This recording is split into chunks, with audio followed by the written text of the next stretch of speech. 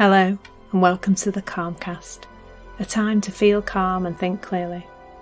I'm Claire Downham, the Queen of Calm, a transformational life coach. I was a burnt out head teacher who finally made the journey to calm after years of trying, and I want to prevent you from having to do the same. The Calmcast is a series of short explorations, gently guiding you back to your natural state, which is calm and clarity. Just listen like you would listen to music, with an open mind and curiosity. There's nothing else to do. Now let's relax into today's episode. So today's episode is entitled A Different Conversation About Mental Health. And I actually had the thought to do this back in May when it was Mental Health Awareness Month here in the UK. I'm not sure if it's international, that. And I chickened out. That's the truth. I chickened out. And the idea for this session has been sitting on my Trello board since then, pretty much. And I've thought about putting it out, and then I've not. So probably something for me to look at in terms of that. And I guess I don't want to upset people, but I do really strongly feel about this particular subject that we're having the wrong conversation.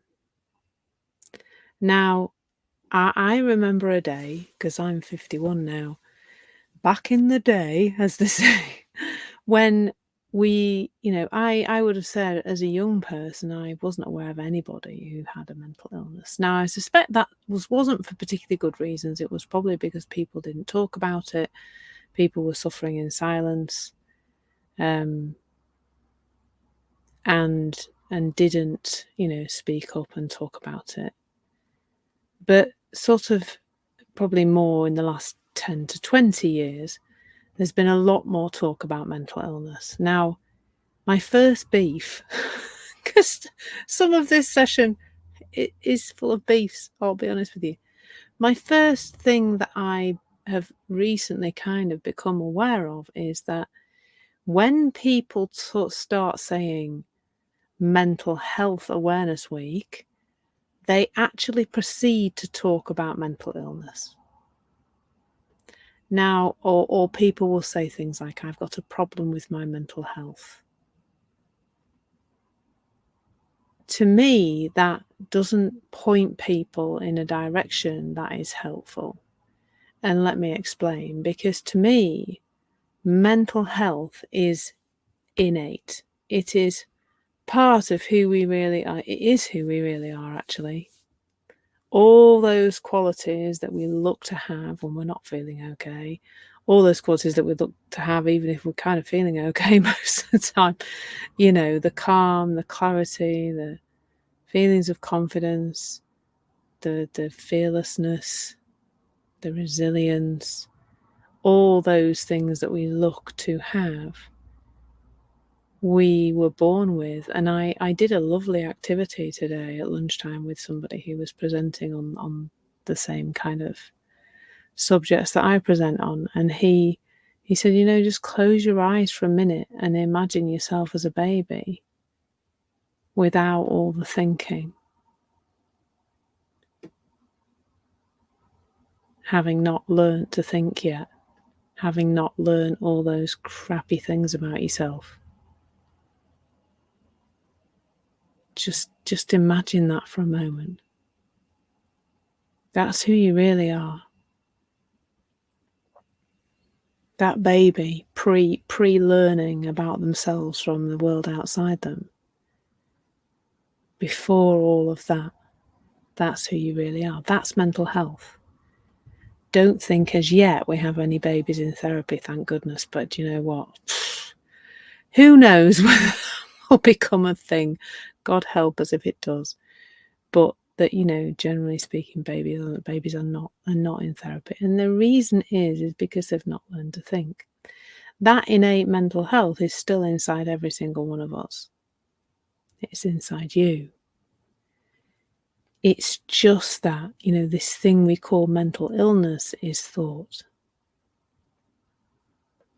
Not nice thoughts about ourselves, not nice thoughts about the future, not nice thoughts about our worth in the world, our value, our self-esteem, not nice thoughts about what people are thinking about us, thoughts that perhaps look like there might be voices inside our heads, thoughts that, like, all of it is thought.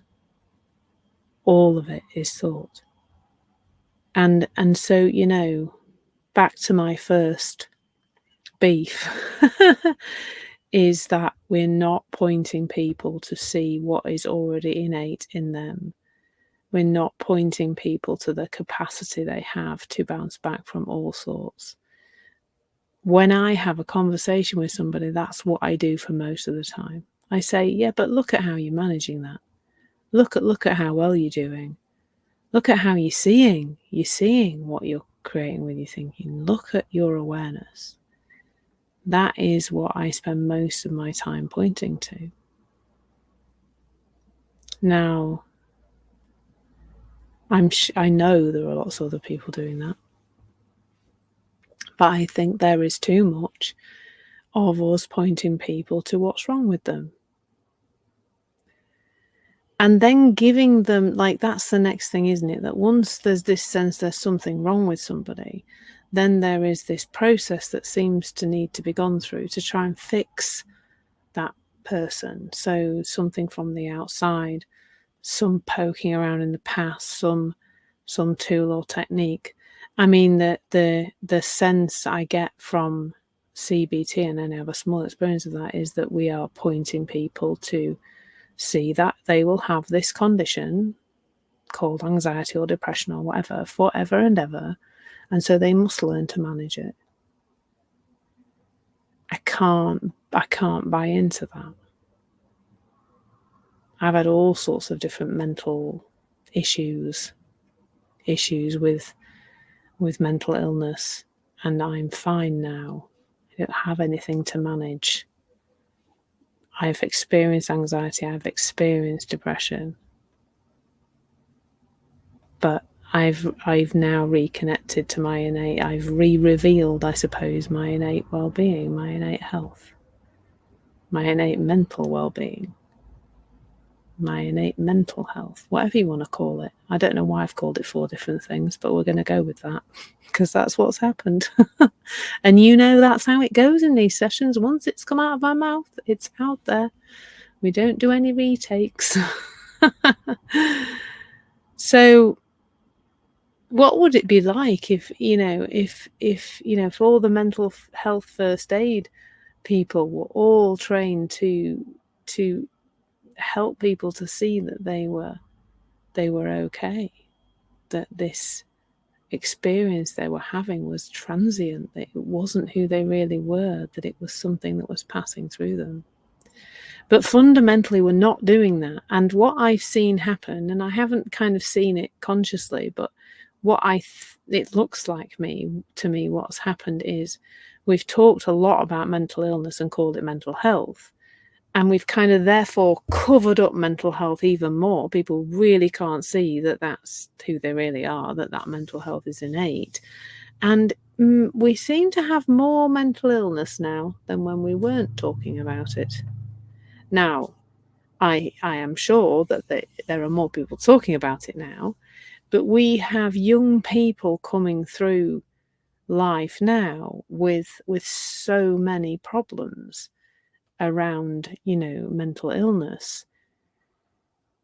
How are they getting there? How have we got children at 7 and 8 years old feeling so bad?